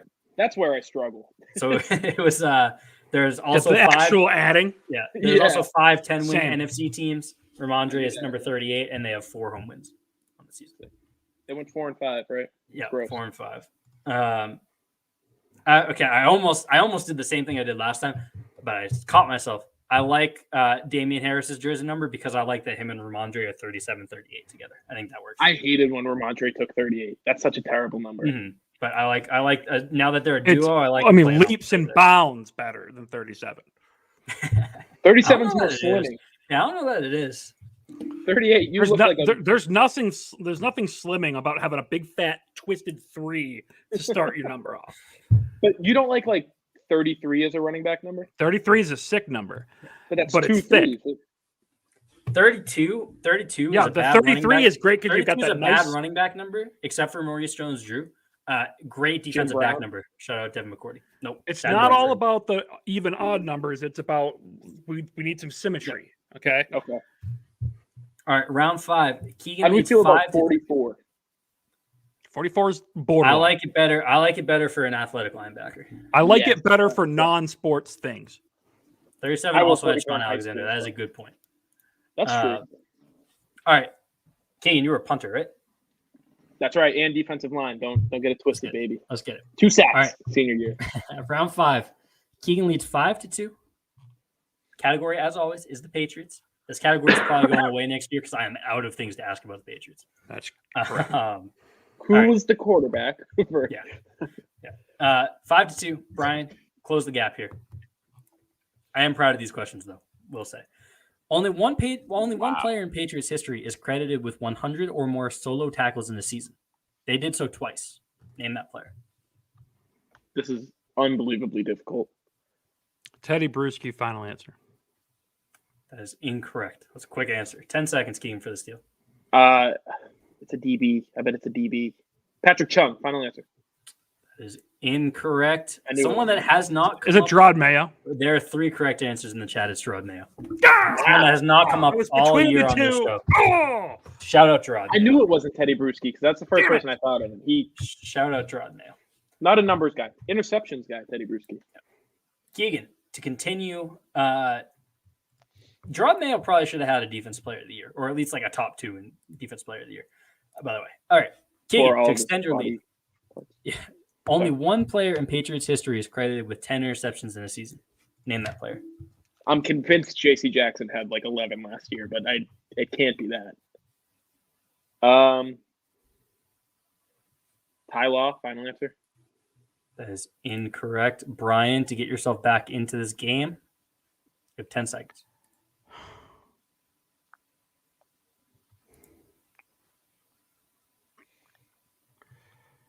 The answer. Ray Claiborne. Final answer? Final answer. Incorrect is Asante Samuel. Asante had exactly 10. JC's had, I believe, 9, 8, and 7. Ty Law had 9. I knew it wasn't going to be Ty Law. Yeah. Because I remember he had a double-digit season with the Jets, I feel like. Ooh. That's gross. Oh, I almost just deleted the category. That was sucked. All right.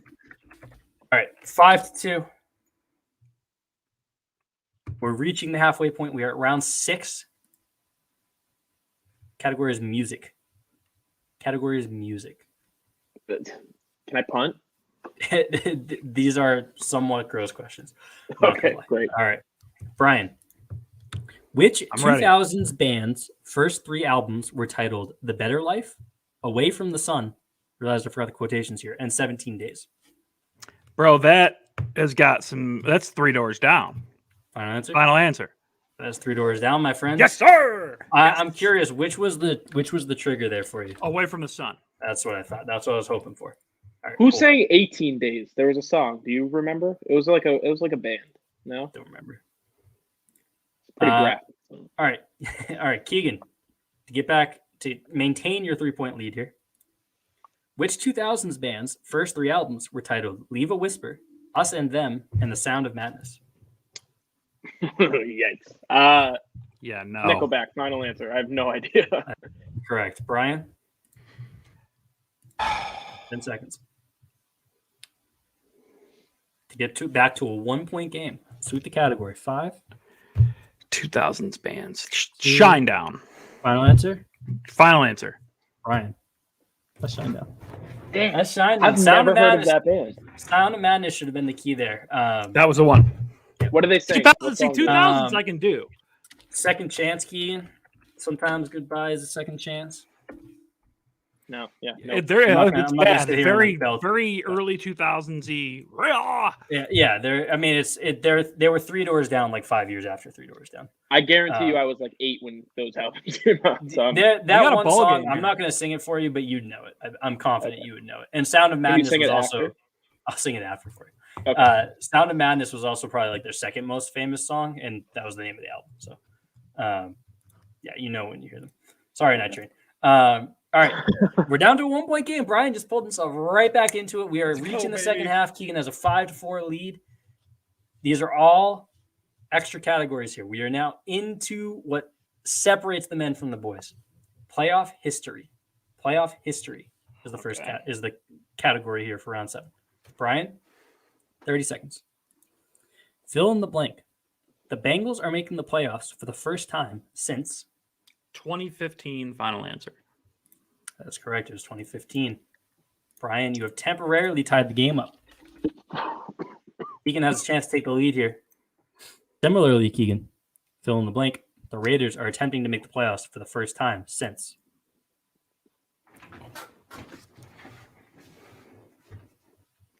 2016? Final answer? It's 2016. Is that the Connor Cook game? Shout out Connor Cook. It's the Connor Cook game. Absolutely the Connor Cook game.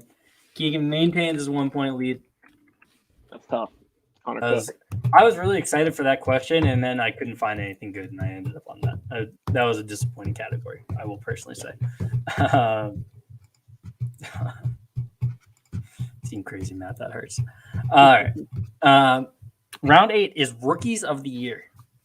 Still have a 1-point game. Brian is 5. Keagan has 6. Putting up a good performance. The record for a 6-round game was 7, and you guys had 5 and 4. So respectable outing through half of it, through what a standard game would have been. Rookies of the year, Brian to tie the game back up. Who was the last wide receiver to win Offensive Rookie of the Year?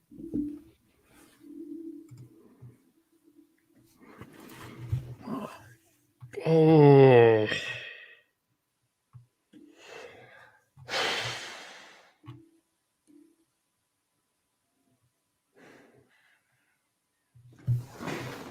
Ten seconds. OBJ. Final answer? Final answer. That is Odell Beckham Jr. We are tied right back up. We had correct answers in the chat. I thought it was. I was like, oh, was it Percy Harvin? Was it Percy Harvin? It was OBJ. Keagan, Yes. So once again, reclaim your lead. Who was the last linebacker to win Defensive Rookie of the Year? It's not that one guy for the Texans 20 years ago.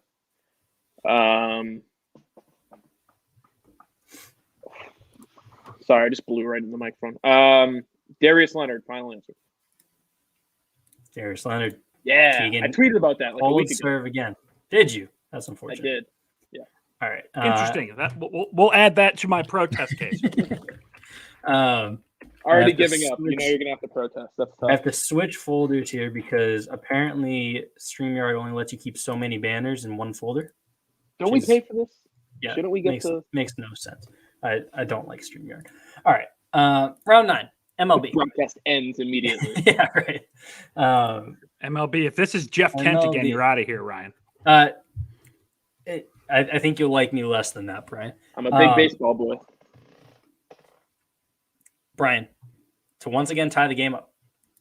The Angels have 2 players in the top 10 for 2022 MLB salaries by AAV. Mike Trout and who? Ohtani? Final answer? Final answer? That's incorrect. I figured that. I don't know. Keagan, I don't know assume current this. baseball. Washington Nationals legend, Anthony Rendon. Anthony Rendon. That is correct. They Brian, gave him like $40 million a year. Brian, I wrote this no. question.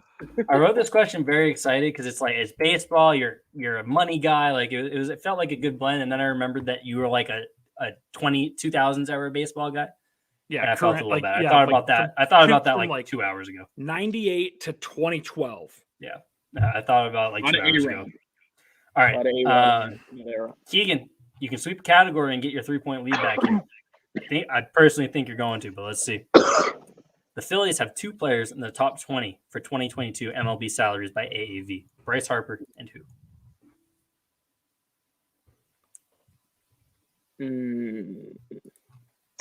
I don't think Aaron Nola's gotten paid yet, but baseball's stupid. Aaron Nola, final answer. Big for Brian. That is incorrect. God. Brian, 10 seconds for the steal. It's got to be Zach Wheeler. Final answer? Zach Wheeler still in the Phillies? Final answer? Brian, it's Zach Wheeler. What a pull. Let's go! What a pull. What Let's a pull. go! I would have bet $1 million they traded him this year. I would have bet so much money. He was a Cy Young runner-up for them. Yeah, he was. I was ready. I was about. He was ready. the anchor of my last place fantasy baseball team last year. I was about ready to say, Brian, that you were just going to go guess like Roy Halladay, like Jimmy Rollins. All right.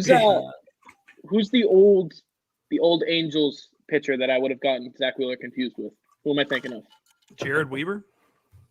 No. Like old as in still in the league, but used to be on the Angels? No, like mid 2000s, late 2000s.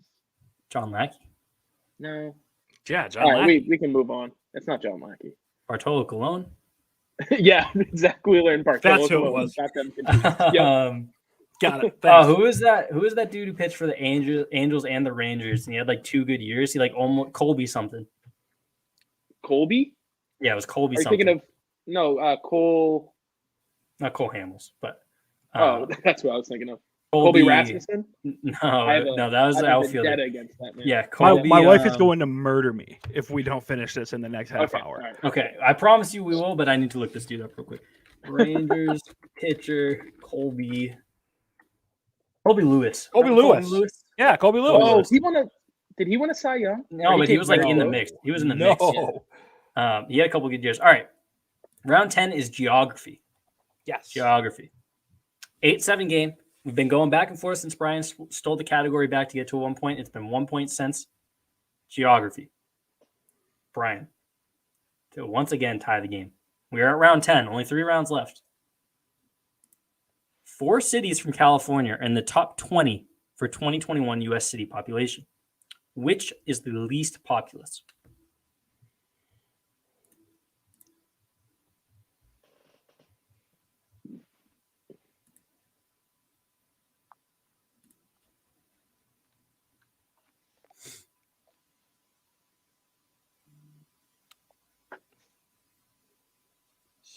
San Jose. Final answer? Final answer. That is incorrect. Keagan, 10 seconds for the steal. That was my guess. Sacramento. That's the no. That it can't be top. If that doesn't want to be, Brian, what are you doing? Sorry. That's incorrect. It is San Francisco. San Jose past San Francisco. It's Los Angeles, San Diego, San Jose, San Francisco. San Diego's so beautiful. Why do they all start with S? Don't know. Well, San. Yeah. Well, because of the Spanish folks. All right. Keagan, to extend your lead. 4 cities from Texas are in the top 20, or that's supposed to say top 10. I know it anyways. It's Austin, Texas. Final answer. It is Austin, Texas. Final answer. I lived in the state, pal. Yeah, I know. This is tough. Yeah, they entered the top 10 this year. Shout out Austin. Great town. Keagan, you take a 2-point lead. Wait, what's number 3? San Antonio? San Antonio. Yeah. It's no, it's Dallas. It's actually Dallas. It's Houston, San Antonio, Dallas, Austin now. Oh, wow. San Antonio. Shout out San Antonio. Shout out East Central. 2 rounds left. Keagan has a 2-point lead. If Keagan leaves this round with a larger lead than he currently has, he wins the game. This is a potential clincher. That's math, baby. Category is the NFL draft. Oh, great. No pressure on you guys. I am very excited about this last round, so I'm hoping that it matters. No pressure, Brian. Brian, to guarantee yourself to stay alive, the Browns made 3 first-round picks in 2017. Name all 3.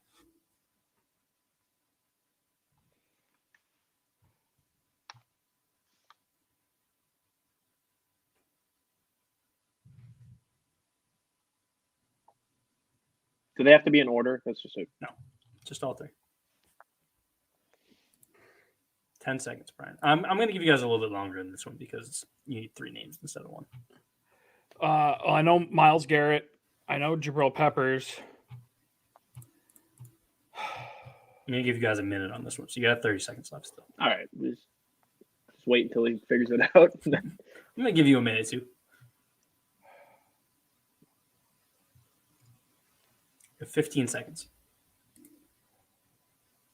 David Njoku. Final answer? Final answer. Brian, you're staying alive. It is Myles Garrett, Jabril Peppers, and David Let's Njoku. go. I knew it fairly quickly. Keagan trying to flex on you. Keagan. Yeah. I need to survive this yourself category. to guarantee yourself at least a shot at overtime. At least overtime, if you get this correct. The Raiders made 3 first-round picks in 2019. Name all 3. Cleveland Farrell, Josh Jacobs.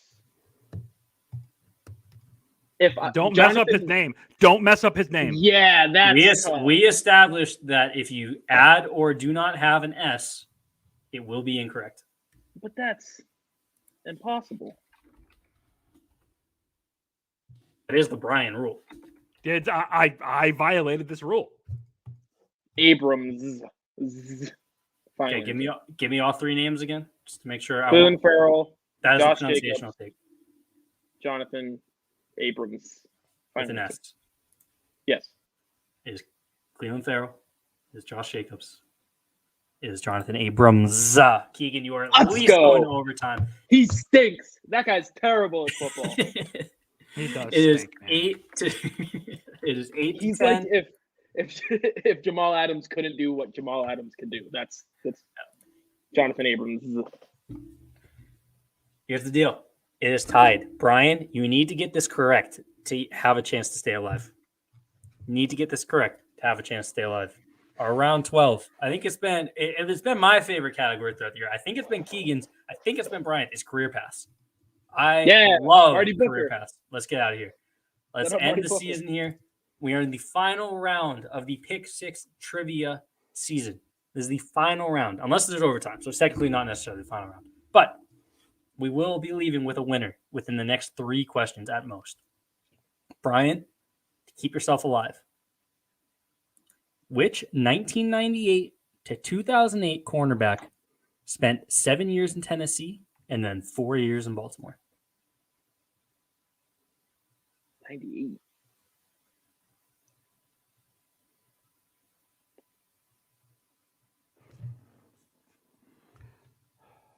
Pressure's on.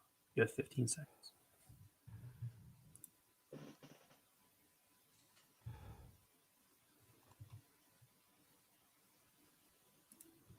Oh, no. I'm not. Guys, Brian, I'm going to need an answer. Samari roll. Final answer? Yes. And that's absolutely correct. I've never heard of that person in my life. Get the fuck out of here. Get out of here. Going on in the chat. Google apparently lied to me. There is no S in Jonathan Abrams. What? I was going to say. No S in Jonathan Abrams. You can't retroactively take points. I can retroactively take points off the board. That's garbage. And you will. I believe I have to. Garbage. Hey, we will call it even for how this sham of an operation was run today with the earlier Jake Gyllenhaal shit. This is a tough look. Anybody would have tough look for the finals. This is what I was gonna say. This is what happens when you get ambitious. Got like put into the. I was like, oh, okay. I'll just be gaslit into thinking. Who's Abrams? In the end. Who was Abrams? I don't know, but it is absolutely Jonathan Abram. It's Abram. Google told me Abrams. Google told me Abrams. It is absolutely Jonathan Abram. It's absolutely Jonathan Abram. I am shook. Keegan, if it makes you feel better, my fuck up hurt Brian more because he would have just guessed Abram and given him a point. That's once true. He got it wrong. He no longer is eligible for this point. I would have bet $1 million it's Abrams. Instead of being tied right now, as you now lose a point. Samari roll, baby. Let's go. I've never heard of that person. That's instead of being tied right now, Brian would be up a point guaranteed overtime instead of hoping that you get this wrong. I just thought for sure. I thought for sure he was way later. I thought for sure he was like started in 2004 for like a couple of years. He was good, man. I looked up Jonathan Abrams and Jonathan Abram came up. That's bullshit. I looked up. It doesn't correct you. It doesn't correct you on. Yeah, it doesn't correct you on Abrams. It doesn't correct you. You have to like go into Wikipedia. Who is Abrams? I need to know. There's somebody named Abrams in the NFL. All right. Let's go, Night Train. So now let's set the table here because Ryan fucked up. Ryan fucked up week 1 against when you guys were playing. Ryan fucks up week 18. This is what happens when he gets ambitious. Ryan should never be ambitious. Ryan's canceled. However, we are at the final question, and we are in a tie game. It is 9-9. We have one more career path question. If Keegan gets it, Keegan wins. Keegan is the champion. This doesn't matter. Keegan gets it wrong, and Brian will be the ultra controversial first ever champ if he can get it correct. If they both get it wrong, we will go to overtime and no one gets to complain. Keegan, you will have 30 seconds when I finish reading your question. Which 1998 to 2008 cornerback spent 7 years in Miami, then 4 years in Kansas City? I'm sorry to do it to you, Brian, but that's Patrick Surtain the first, senior. Final answer? Final answer. Give it to me. Keegan, you are the Pick 6 trivia champion. Congratulations. Let's go. Patrick Surtain. It is Patrick Surtain. That is in a 10-9 final score for Keegan. Keegan, you are the TB12 Bowl winner. Congratulations. Pick 6 trivia competition ran through Keegan just about all year. Lost the 1 seed for a few weeks to Pat. Took it back at the end of the season. dominated Spags last week. Close, Brian. We said it. We said it when you got on your roll at the end of the season. You were the team that no one wanted to face, and you put on a great showing. I will always have Samari roll. I don't know Samari roll. Yeah. Now, Keagan, I want you guys to play along with me for a second. Yes, Ben Brown. Yes. Brian did get hosed because this game should be tied right now. Let's go. You know what? Let's do. I win. I'm not taking it back. I'm not giving it back. This is what I was going to say. The overtime question is now going to be lost to history anyway. I suppose I could carry it to next year, but so we're going to do overtime. Give it to me. Just so that we can fully either clear the air or really get this controversy going. Do we have to write it down? Is it one of those? Yep. Can you guys grab pen and paper? So I got this for Christmas. I hate Juancho Hernan Gomez, and it says, sorry, I wasn't listening. I was thinking about Juancho Hernan Gomez. Love that. For those of you who may not have seen an overtime game yet this year, I'm going to ask a question. They're both going to answer. It's not going to be like a race to get it. I'm going to ask for a number. They're both going to give the answer. Whoever is closer to the number is correct. And it's not Price is Right rules. So if you are 10 units above the correct answer and someone is 50 units below, the 10 is correct. You do not have to be closest without going over. It's just the raw closest one. So, Keagan, your chance to fully put the controversy to rest. Brian, your chance to really get it going. How many receiving yards did David Givens have in his Patriots career? David Givens. I just got a text, by the way. It's Abrams Mandela effect 1,000%. That's a fact. Wait, David Givens, Patriots? David Givens, Patriots, receiving yards in his career. Playoffs are included or no? Oh, God. No. That's very important. No. David Givens only played in the playoffs. I'm going to double check this, but no. All right, I got my answer. God damn it. Last time I was off by like 7,000 yards. Okay. So confirmed. No. I wrote this question No playoffs? 6 weeks ago. We haven't known overtime in a while. I had to double check. Yeah, no playoffs. No playoffs.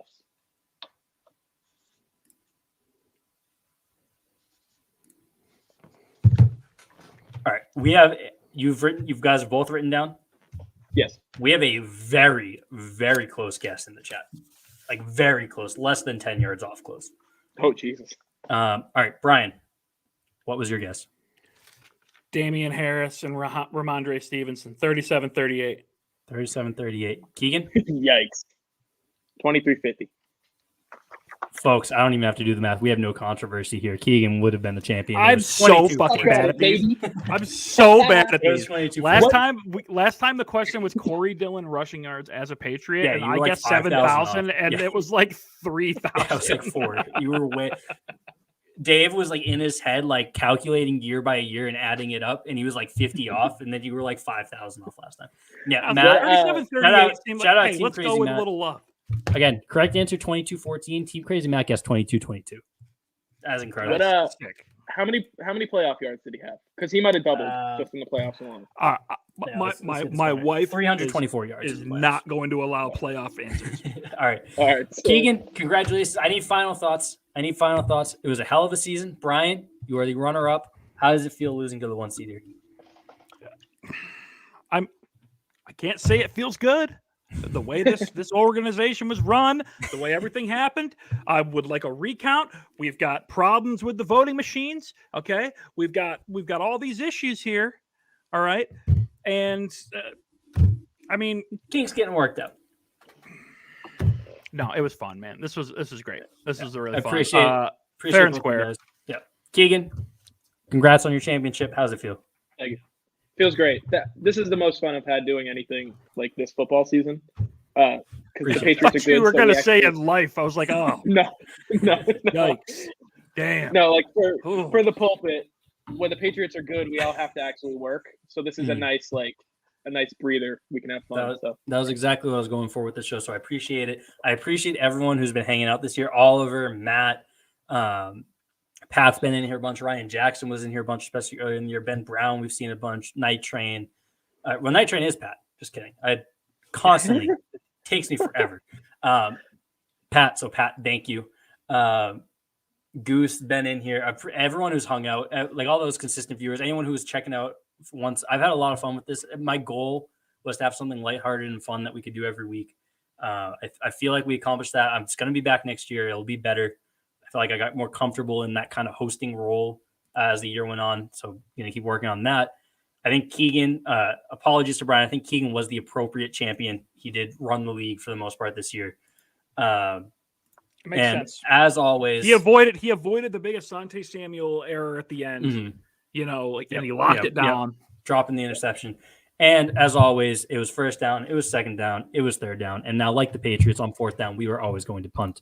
Brian, what is your final score prediction for Patriots and the Dolphins? 13-9. Patriots. Okay, Keagan. 24-12 Patriots.